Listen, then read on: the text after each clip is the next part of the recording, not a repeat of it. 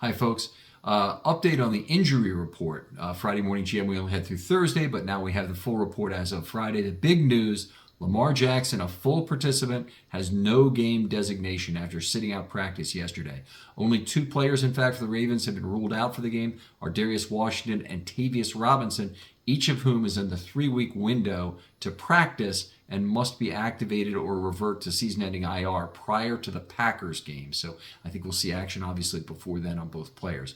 Others who were on the injury report at some point this week, but are full game participants now, are Rashad Bateman, Travis Jones, Ronnie Stanley, Tez Walker, and Nate Wiggins. All have no injury designation and should play on Sunday. Wiggins, the biggest surprise in that group after he hobbled off the field on Thanksgiving night versus Cincinnati and was limited on both Wednesday and Thursday. Harbaugh said we'll see how it goes day to day, and it's actually day to day, and Wiggins is going to play on Sunday. On the Steelers side, they have 3 players listed as out, despite a long list of injuries and missed practice time this week. Offensive lineman Calvin Anderson, he hasn't had many snaps this week, not to be confused with Spencer Anderson, who has a bigger role with the team. Calvin Anderson is not going to play. Safety Kyle Duggar, who was recently acquired to fill a hole at safety, will not play this week. Defensive tackle Derek Harmon is probably their biggest loss.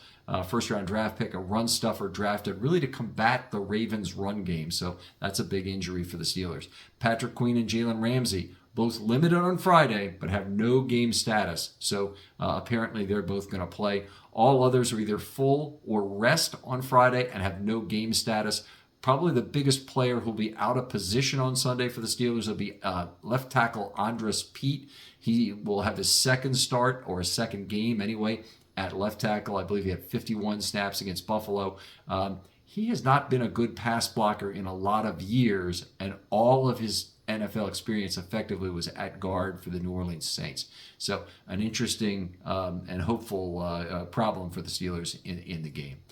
For more detailed information, see filmstudybaltimore.com and look at Friday Morning GM. If you want more detail on the Mark Andrews contract and what we think it means in terms of downstream implications for the Ravens. And we'll talk to you later.